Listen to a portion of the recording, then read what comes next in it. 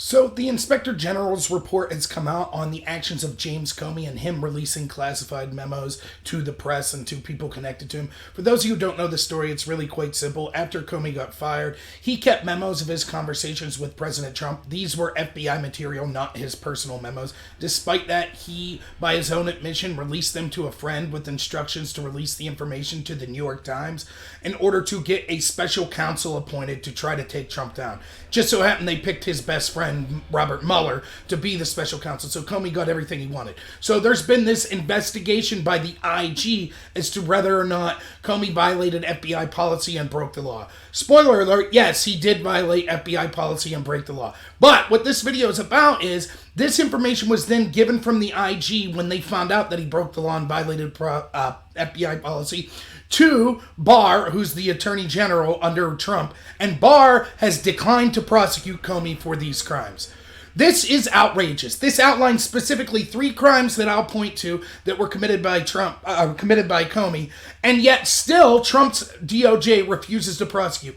If they refuse to prosecute, this shows that we have a 2-tier justice system, that none of the criminals in the intel community will ever be brought to justice. All of the information will be made public like this, and people will just ignore the story because they know the truth. Nothing ever gets done. The intel agencies, which have far more of an ability to sway our elections and determine our course of democracy than Russia or China or any other countries, the most powerful intel agencies in the world that have the power to take away all of your rights, they'll continue to do whatever they want, just like Comey here. They have him dead to rights. In fact, Comey's tweeting today celebrating, "Ha told you nothing would be done to all those that said that I would be in jail or that I broke the law. Even though it's in black and white that he broke the law. Just like with the Epstein crap, this will be buried within a week.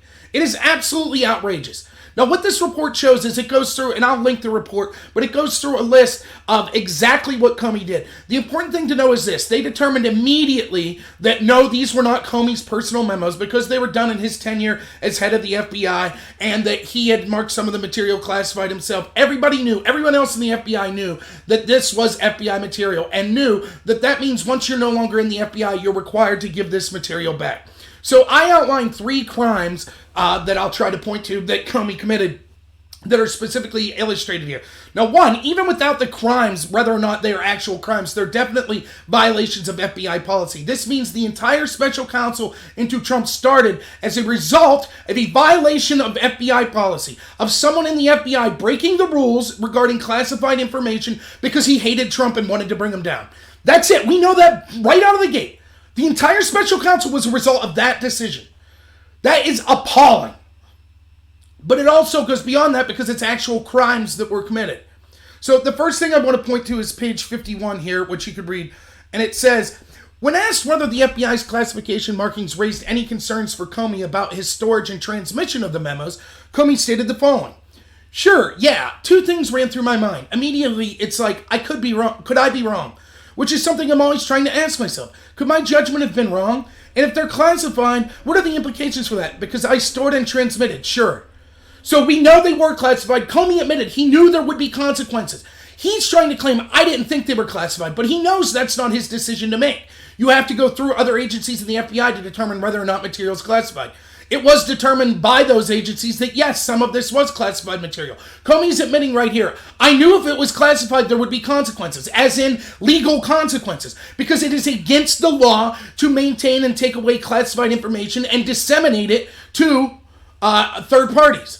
So that's the first crime Comey made. He actually took classified information, FBI material that wasn't his, and he gave it to 3 people, 2 of them his lawyers and 1 a lawyer who was his friend. With the 3rd, he instructed specifically to give the details of that classified information to the New York Times or 2 other press outlets in an attempt to spur a special counsel to investigate Trump. Clear-cut violation of the law. Now, they'll try to make the same arguments they made with Hillary Clinton, but what was the intent? His intent was he didn't know it was classified. Ridiculous. We've all heard the stories of people that accidentally took classified material home and were charged for it. Of a sailor who accidentally took a selfie and that had classified material behind him and sent him to his friends just to show how cool it was he was on a sub. He was charged with that.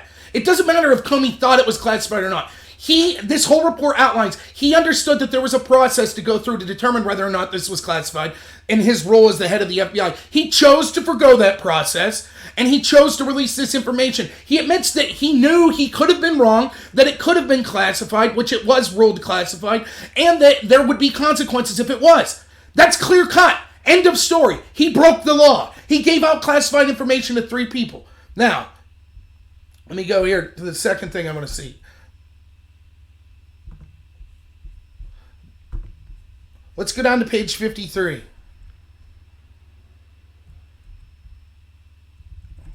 Or we'll start on page 52 here. Make sure you can read it. On June 8, 2017, Comey testified before the SSCI. Comey answered a number of questions from senators concerning the creation, handling, and sharing of the memos and provided the following information in response to questions from Senator Collins and Senator Blunt. Collins. And finally, did you show copies of your memos to anyone outside the Department of Justice? Comey answers yes. Collins says, and whom did you show copies? Comey says, I asked, the president tweeted on Friday, May 12th, after I got fired, that I better hope there's not tapes. I woke up in the middle of the Monday night because it didn't dawn on me originally there might be corroboration for our conversation. There might be a tape. And my judgment was I needed to get that out in the public square. And so I asked a friend of mine to share the content of the memo with the reporter. Didn't do it myself for a variety of reasons, but I asked him to because I thought that it might appoint the process of a special counsel, and so I asked my friend to do it. And was that Mr. Witts? Collins asked. No, says Comey. Collins says, who was that? Comey says, a good friend of mine who's a professor at Columbia Law School. Collins says, thank you. Now Senator Blunt will continue the line of question. Blunt says, but you said something earlier I don't want to fail to follow up on. You said after you were dismissed, you gave information to a friend so they could get that information to public media. Correct, says Comey. What kind of info was that? What kind of information did you give to a friend?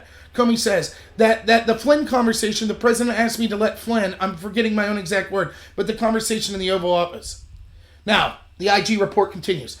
Comey told the OIG he did not tell Senator Collins about sharing 4 of the memos with his 3 attorneys because Comey was, quote, trying to answer the question that was asked and not reveal confidential communications with my lawyers.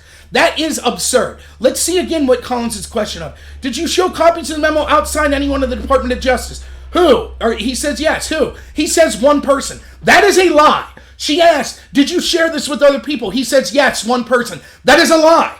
He shared it with at least 3 people. That is lying to Congress. This is the same thing that people like Michael Cohen were charged for, had his house raided, had crimes looked into in decades past, because he lied to Congress, to investigators. The same FBI that charged people with lying to Congress and to the FBI, their former head is now lying to Congress, dead to rights. Dead to rights. He's saying, well, I thought it was appropriate to not tell the whole truth because these were my lawyers I was talking to. He could have told them that. Let's go on to see Comey's excuse.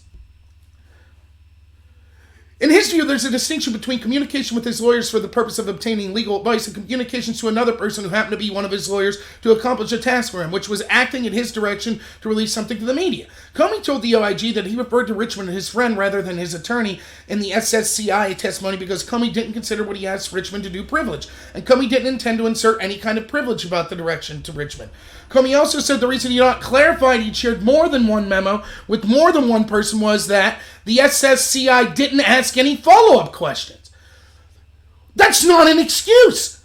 If the FBI or Congress ask you, did you share classified information with anyone, and you say yes, and they say who, and you say just one memo to one person, and it turns out you shared 4 memos to 3 people, you lied. You don't get to say, well, I withheld the truth because they didn't ask follow-up questions.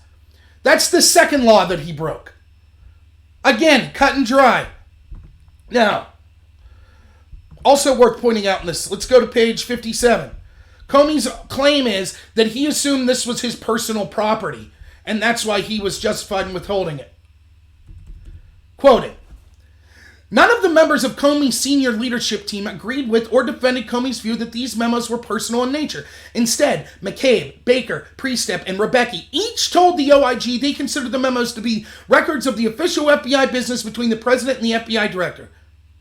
That means all of Comey's allies, everyone that was at the head of the FBI with him, that he was sharing these memos to, which he was allowed to share the memos because they had access to this information, they all assumed that this was FBI material, not Comey's personal memos. That's why they had it under lock and key. So the third thing So that's two of the crimes. Here's the third crime. Comey violated Department FBI policies pertaining to the retention, handling, and disseminating of FBI records of information. Comey's action with respect to the memos violated Department and FBI policies concerning the retention, handling, dissemination of FBI records and info. Below, we discuss these. Comey failed to return memos 2, 4, 6, and 7 after being removed as FBI director. He violated the policies and terms of the FBI agreement by retaining copies of memos 2, 4, 6, and 7 after he was removed as director, regardless of each memo's classification level. In other words, once you're out, you have to give all material back to the FBI that was the FBI's material. Comey knew that this was FBI material.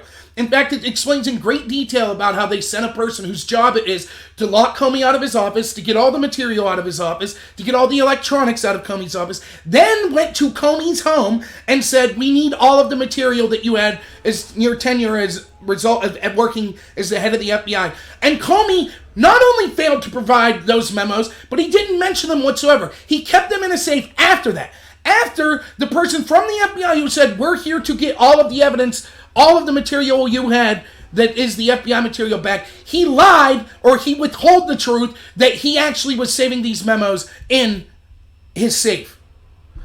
That's 3 crimes dead to rights. 1, giving classified information to people in the press in order to start a special counsel investigation. 2, even after he was fired, when he was specifically asked to return all information that was the FBI's, he failed to return that information and didn't tell the person. He could have said, well, I have this information, but I think it's my personal memos. In which case the FBI would have said, no, it's not. We need to take it back. He admits that he didn't want to contact anyone in the FBI because he was afraid that he was trying to save America and Trump was so bad. And he was afraid if he contacted people at the FBI that he might have lost that chance. That's ridiculous. You don't get to hold on to classified information and send it to the press because you feel you're above the law. So 1, he released the information to other people and to the press. 2, he refused to give back the information or be honest about it when the FBI was trying to take back their material. 3, he lied directly to Congress. All of it's right here. You could read it in your own words. This isn't Sean Hannity. This isn't me saying it. It's not Tucker Carlson. This is the actual report from the Inspector General. The Inspector General then goes on to say, we gave this information to the Department of Justice, to the Attorney General, who's William Barr, and they decided not to prosecute. So when you hear all of this, and we know all the information's been made public. It's been public for how long now? All of the crap that's going on, all the stuff with Papadopoulos and the spies that were infiltrating him, all the stuff with the dossier and how it was crap and paid for by Hillary Clinton's team but used to get FISA warrants. We know all of this. The media buries it. They act like it's not a big deal. Nothing gets done. Now when we have the same crimes that the people connected to Trump for lying to investigators, when we have Comey doing that, we have McCabe doing that as well, decline to prosecute. So if that's the case, when these groups continue on, because we know one thing, nothing ever changes. They're going to continue to be corrupt. They have more power to influence our elections times 100 than what Russia does. And nothing's going to change. They're going to continue to be corrupt. So when Trump whines and complains about their corruption in the future, I don't want to hear it.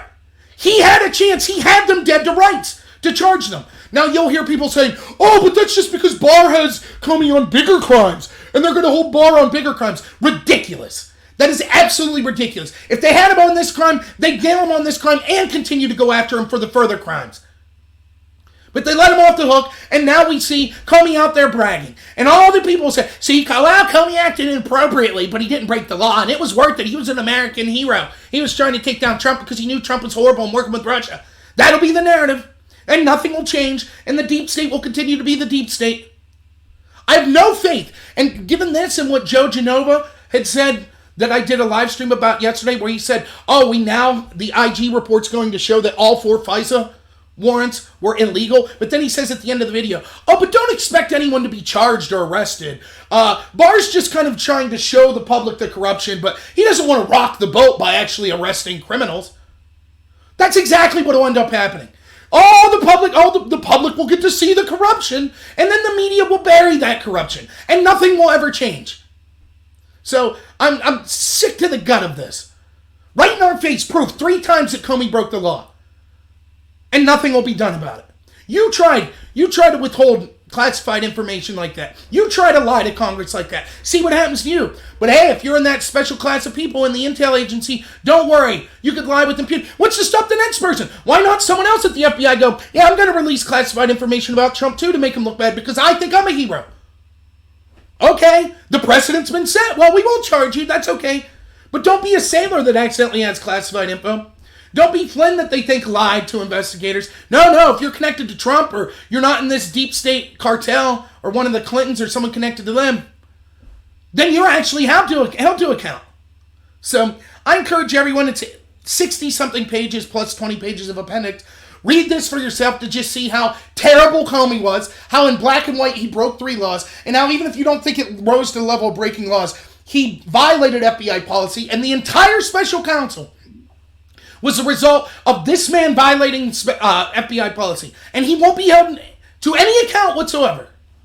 So, it's just a terrible story. It really is. And it makes me, what little hope I do think that Trump was good because he outed this. Because they had such hubris that I said his election will prove just how corrupt the intel agencies are and just how corrupt the media is in covering for them.